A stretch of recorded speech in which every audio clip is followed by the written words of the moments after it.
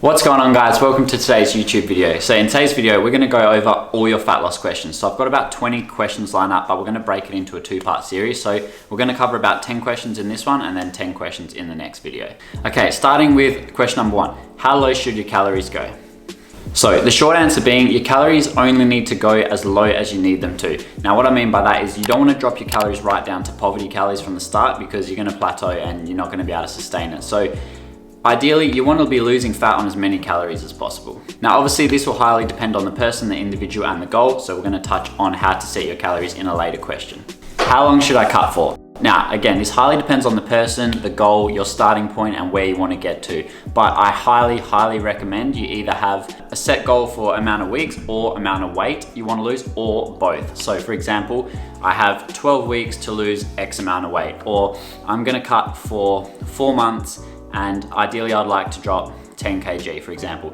Now, I can't tell you exactly how long you should do it for because it depends on your goal, like I said, and how much body fat you have. But the reason why this is super important is if you don't do this, you can get stuck, and I've done this before and it sucks. You can just get stuck in a cut for ages and you just think, oh yeah, I'll just keep going. And you go, oh, no, a couple more weeks. And then you get there and you go, no, I could get a bit lean, a couple more weeks. And your cut just drags out and out and out. And obviously that's not good for you. It's not good for your progress. And no one wants to be in a cut for that long.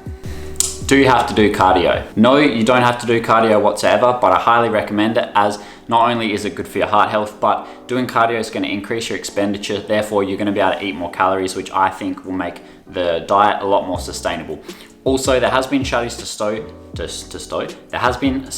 show that people that diet with a higher amount of expenditure, meaning they do more throughout the day, they do more steps, they do more training, more cardio, seem to lose fat faster and better than people that go way lower calories and they're very sedentary, that's the word I'm looking for.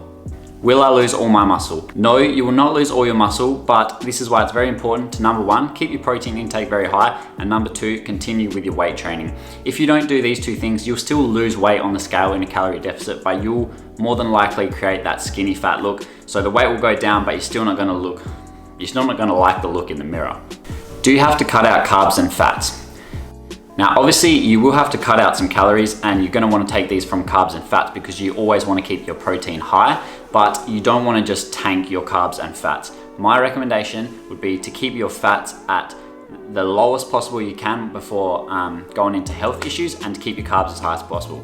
If you do what a lot of people do and they just think, I'm gonna diet, I'm gonna get rid of all my carbs, your performance and your training sessions are gonna completely tank. You're gonna train like shit and you're gonna feel like shit and you're not gonna be able to sustain it. With your fats, like I said, get them fairly low, but make sure you're still in a healthy range, because fats are vital for hormone production and you do need them. You just don't need as many as you think. Can I still use the flexible dieting rule when trying to lose fat? Absolutely, the flexible dieting rule will still work with fat loss and is what I highly recommend. There's nothing worse than when you're on a diet, you're trying to drop fat and you're absolutely craving something like ice cream or like a donut, and you can't have it because your diet plan doesn't allow that. The flexible dieting method is going to allow you to fit foods like that on a daily or weekly basis, and therefore this is going to increase your chances of sustainability. How do I remain full while cutting? A big part of this will come down to your food choices and what you pick to fit in your calories. So a 500 calorie meal consisting of, say, chicken, salad, pumpkin is going to be a lot more satiating than 500 calories from, say, Pop-Tarts. How do I avoid cravings? Now, the truth is, depending on how lean you're trying to get, but more than likely when you're in a fat loss phase, you can't avoid cravings completely. You can just try and manage them the best you can. So for me personally, I highly recommend using some sugar-free options, so like sugar-free Pepsi Max or Coke Zero or whatever it is to help keep you satiated and full. And I also recommend things like, your low-calorie jellies. Instead of using maple syrup, use sugar-free maple syrup, things like that. These are gonna help your cravings, but they're not gonna blow out your calories. So you've gotta make smart choices. How do I know where to start my calories?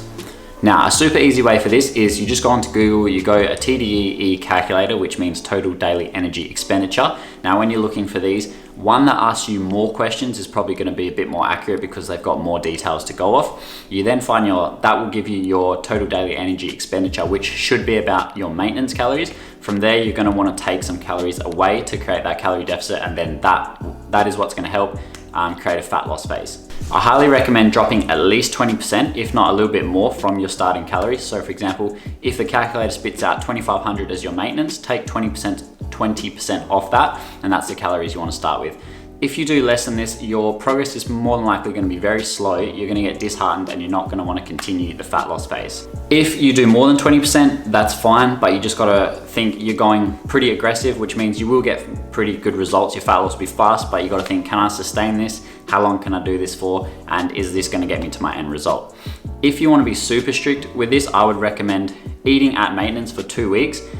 Make sure you're monitoring your weight. If you stay the exact same, then that is your maintenance. Go from there, because some people find what the calculator spits out is actually a little bit of a deficit for them, or it can be a little bit of a surplus. Because if you overestimate your calorie expenditure, for example, if you're quite sedentary and you put moderately active, it's gonna give you more calories than you need. So that's a very good way to be accurate if you can be bothered doing the 2 weeks, or maybe even 1 week. How much weight should I be losing each week?